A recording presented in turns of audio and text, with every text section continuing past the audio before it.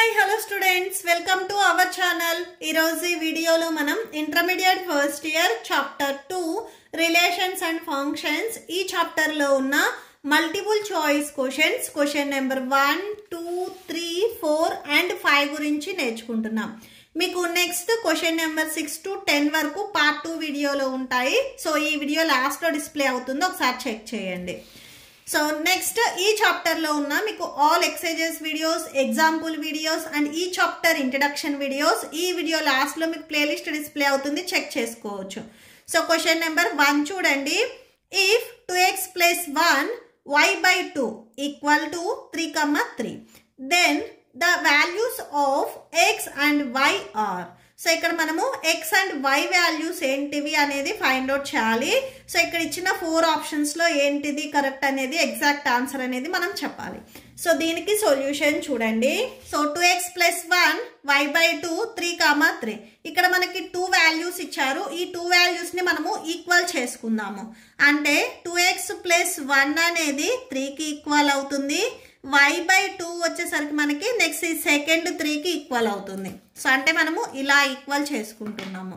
Okay, so 2x = 3 + 1 transpose చేసుకుంటే -1. 2x = 3 - 1 అంటే 2. x = 2/2. x value 1.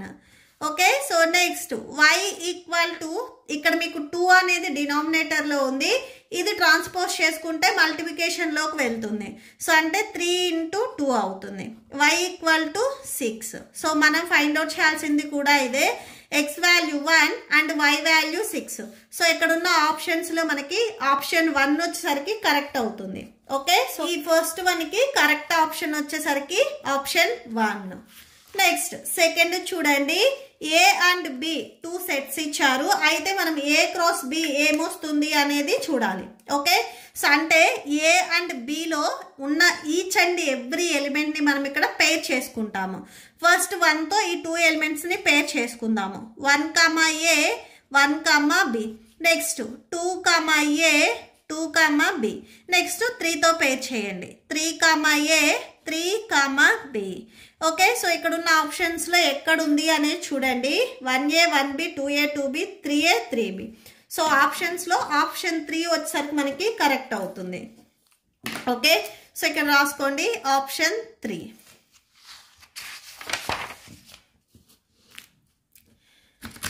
Next A relation can be represented as. So ఒక relation ని మనం ఎలా రిప్రజెంట్ చేయొచ్చు అంటే రోస్టర్ ఫామ్ లో రిప్రజెంట్ చేయొచ్చు, సెట్ బిల్డర్ మెథడ్ లో రిప్రజెంట్ చేయొచ్చు అండ్ ఆరో డయాగ్రామ్ లో కూడా రిప్రజెంట్ చేయొచ్చు. అంటే ఈ 3 మెథడ్స్ లో మనం రిప్రజెంట్ చేయొచ్చు. కాబట్టి సో కరెక్ట్ ఆన్సర్ వచ్చేసరికి ఆప్షన్ 4 అవుతుంది. In above 3 forms. So option 4.